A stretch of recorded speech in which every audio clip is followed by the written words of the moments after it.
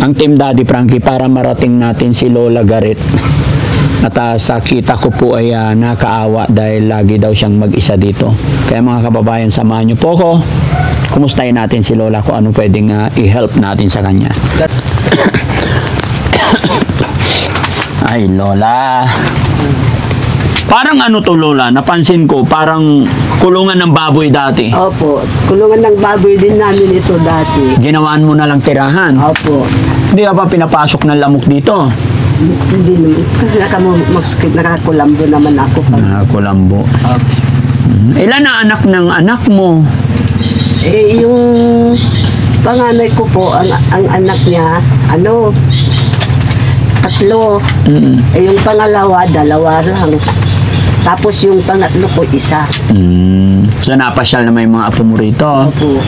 Pero malungkot no? Parang malungkot ang buhay mo di. Talaga po, malungkot kung iisipin. Oo. Kaso wala nga po akong magagawa at may kanya-kanyang pamilya. Oo. Kung minsan ako ang sinusundo nila doon. Dinadala ka doon, oo. Dapat doon ka na lang, Lola, sa kanila para masaya ikaw lagi. Lagi kong napapanaginipan kasi yung hipag ko po, hipag ko yung nandito. Oo. Yung may ari dyan sa bahay. Mm-mm. Ngayon kung matagal na wala ako dito, nagpapanaginip siya sa akin, nagpabalik ka na ading. Saan ka babalik dito pag umalis ka? Kaya sabi ko, huwag kayo mag-alala, babalikan ko kayo dyan, sabi ko. Ganun. Pag minsan nagpanaginip na rin sa anak ko. Ang sabi daw yung hipag ko sa kanya, anak ko, ibalik mo na si nanay mo, ganun daw. Okay, binalik kinabukasan, ibinalik ako ulit dito.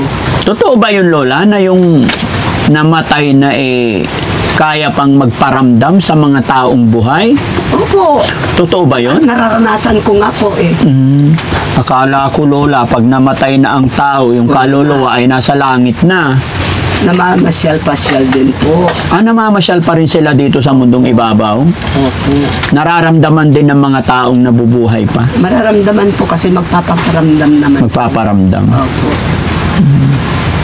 Pag ganun na parang nagpapanaginip sa akin, ayun, magsasalita ko mag-isa ko, ate, andito ako, hindi ako makaalis, alam mo naman ang kalagayan ko, ganun.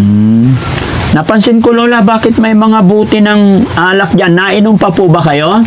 Paminsan-minsan po, saka ang talagang kaya may buti akong ganito, kung may magpapahilot sa akin po, yun ang pinaghuhugas ko pagkatapos kong maghilot. Ibig sabihin, manghihilot po kayo? Opo. Ano hinihilot niyo po? Pilay? Pilay o kaya, yung mga bata na may sakit, ganun. Ganun. So, ibig sabihin, manggagamot po kayo. Kaya pala. Karamihan sa mga manggagamot, Lola, yung bahay nila, yung tirahan nila parang makaluma. No? Ganun ba yun? Totoo ba yun? Meron lang din ganun po. May agimat po ba kayo, Lola? Wala po. Sa edad nyong yan, umiinom pa kayo? Kaya pa? Paminsan-minsan po, yung parang pampasarap lang ba ng pagkain. Ay, ganun? Pampasarap yun ng pagkain yung alak? Iinom ako kunti, ganun. Pagka masarap ang pagkain, sa kapasarap rin tulog. Ganun. Ay, ganado. Opo. So, anong libangan nyo dito, Lola? Wala po yung radyo ko nga po, sinira ng mga bata, may radyo akong maliit noon. Naka-connection sa kuryente. Ngayon, nakasabit dyan. Yung mga bata naman, kung anong ginagawa, siniksikan ng walis tingting, anong nangyari? Nasira. Tapos may mga upos pa ng sigarilyo. Naninigarilyo po ako. Naninigarilyo rin po kayo. Opo. Pero hindi naman kayo sakitin, Lola. Awan ng Diyos po. Ang galing. Mga makaluma talaga, ano? Opo. Tsaka pag may kapit ka talaga, yung malakas ang pananampalataya mo talaga kay God. Talagang hindi Yun nga po ang talagang importante. Opo. Sa Panginoong Diyos mananampalataya. Kailangan yung pananampalataya matibay. Opo. Ilan kayo magkakapatid, Lola? Bali, 6 po kami. Buhay pa yung mga kapatid niyo? Yung kapatid ko, may buhay pa yung apat. Pang-5 kayo? So may isa nang namatay? Oo. Bakit maagang nawala yung asawa nyo? Ewan ko po kung bakit ang alam kong sakit na sinabi ng doktor, acidic. Kasi mayat-mayat inom. Maya inom. Opo, kung naumpisan niyang iminom ng alak maghapon, ganun. Maghapon yun. Kung naumpisan nila ng gabi, magdamagan. Patay. Kaya bilis patay. Opo. So ang pag-inom pala ng alak, kunti-kunti lang. Opo, kailangan kunti lang talaga. Kung abusuhin mo ang katawan mo, saan ba mapupunta? Tama. Pero Lola, sa edad nyo yan, paano kayo, kayo pa nagluluto ng pagkain nyo? Opo, ako pa. Kayo pa? Ako pa po. Saan kayo naigib ng tubig? Diyan po sa pamangkin ko. Meron naman dyan. Diyan po. Yung mga ganyang edad, Lola, araw-araw din naliligo pa? Bawal na. Po. Lamigin na, Saka susumpungin yung pilay ko kung araw-araw. Gaano kadalas maligo? Ano po, mga 3 beses isang linggo. May lolo ako, Lola eh. Lolo ko namatay siya 102. Tapos, madalang na siyang maligo. Opo, mabaho.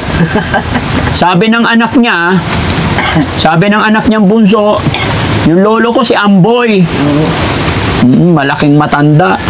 Sabi nila may agimat kasi 102.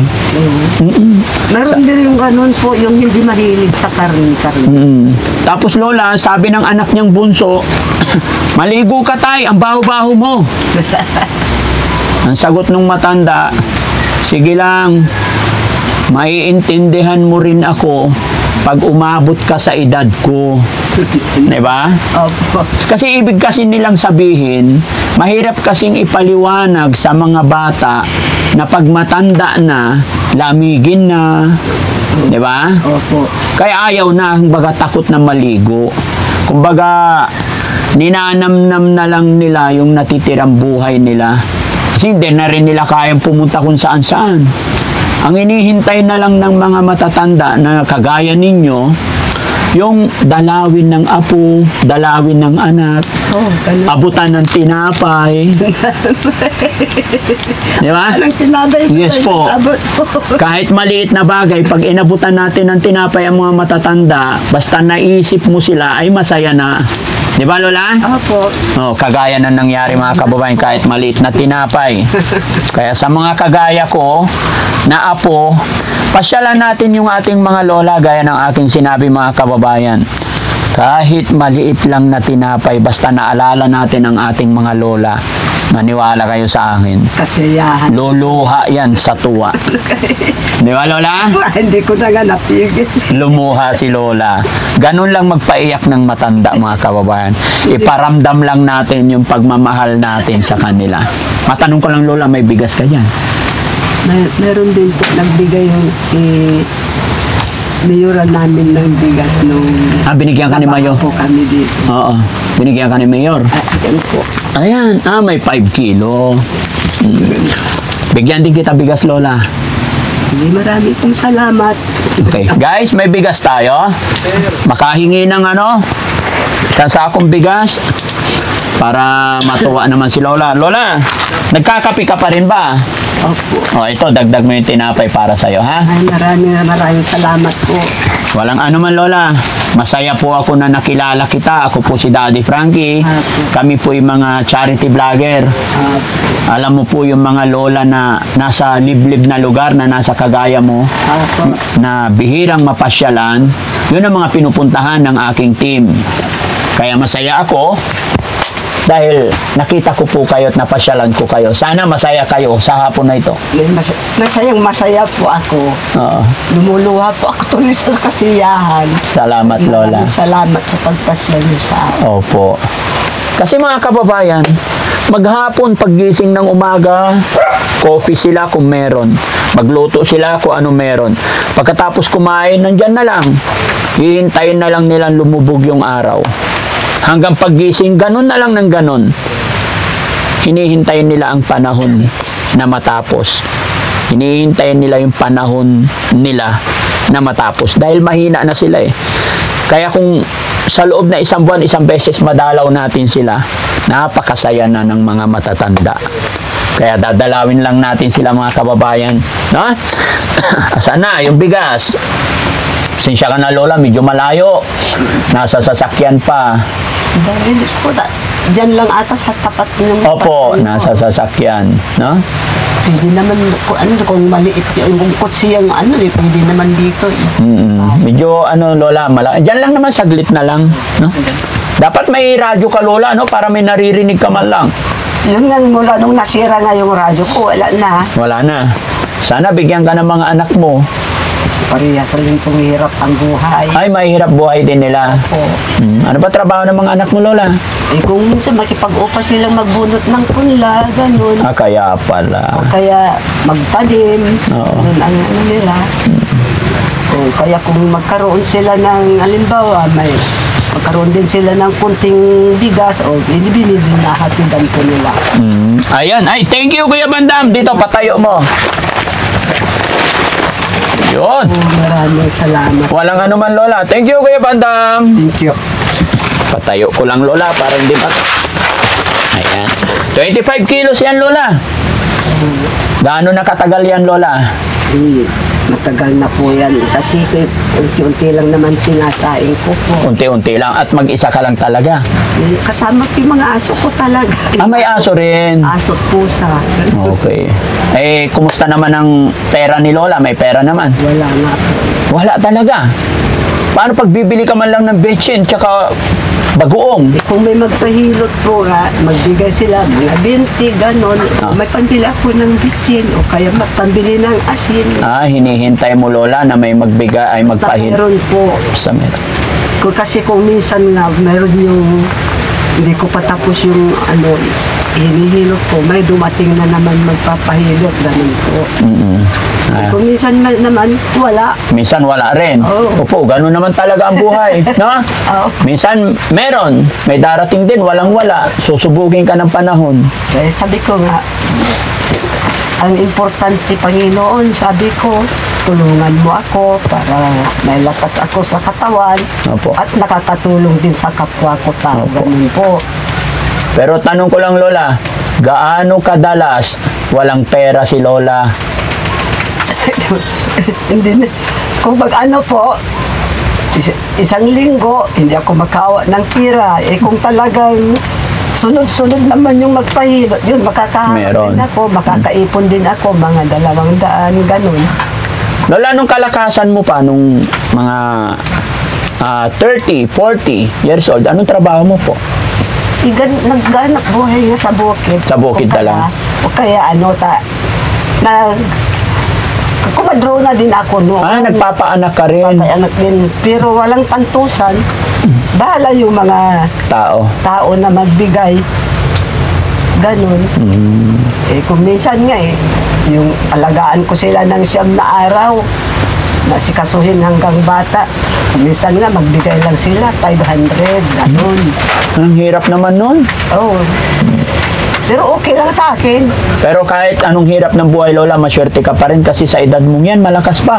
Oh, awan lang. Di ba? Kaya yun ang blessing po sa inyo, lola, galing kay God, no? Oh, yun ang alam ko rin. Opo. Kaya sabi nga nila, magkakaiba tayo ng kapalaran. Yung iba nga, mayaman. Oo. Pero 40 years old, paralyzed na. Hindi na makagalaw. Di ba? Opo. So, hindi natin sila sinisisi or hindi natin kinukumpir. Kumbaga, nasabi ko lang na may kanya-kanya talaga tayong kapalaran, no? Oo. Importante, enjoyin natin ang bawat sandali ng ating buhay. Opo. Yan. Nay, bago ang lahat, may bibigay ako. Sabi mo, madalang ka magkapera eh. No?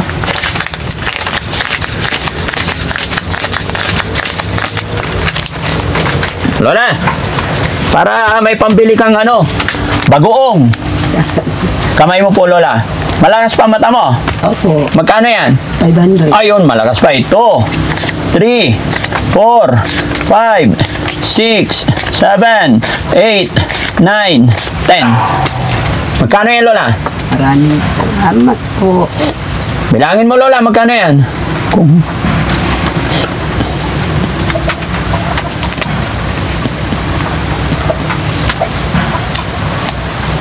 Ano? 5. Oh, 5,000. 5,000.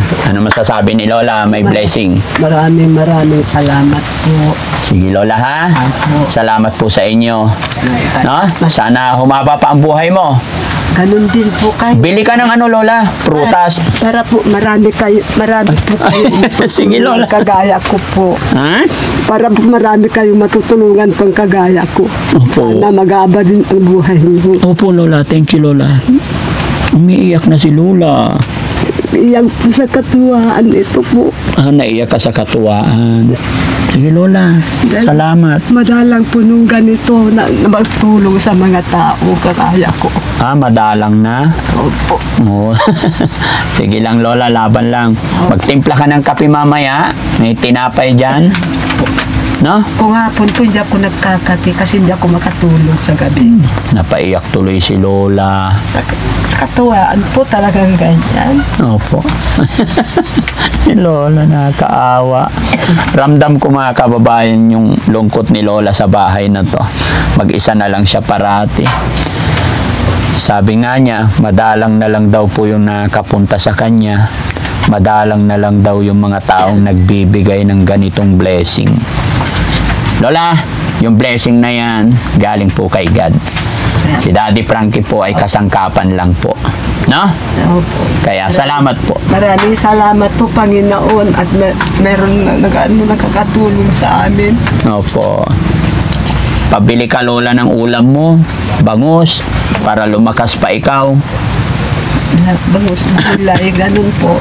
Okay. Sige Lola ha. Kami po hindi na magtatagal kay uulan na naman. Maraming po salamat po. At ayon mga kababayan, mga kabarangay, isa na naman Lola ang napaiyak sa hapon na ito. Dahil po yan mga kababayan, dahil po sa inyong suporta kay Daddy Frankie. Lagi ko pong sinasabi, anuman po ang naibibigay ni Daddy Frankie, ayuda, bigas, tulong pinansyal, ay dahil po yan sa suporta ninyo sa akin. Kaya maraming salamat po sa walang sawa na yung pagsuporta sa Daddy Frankie and team. Sana po i-share nyo pa ang video ito para sa ganon ay maging mabuting halimbawa or maingganyo yung mga iba na gumawa ng kabutihan para sa ating mga lolo't lola. Muli po mga kababayan, si Daddy Frankie po ay anak ng Pangasinan, from Pangasinan. I love you all po and God bless. Mabuhay po tayong lahat. Bye-bye Lola, thank you po. Marami pong salamat. Sige po Lola, thank you po.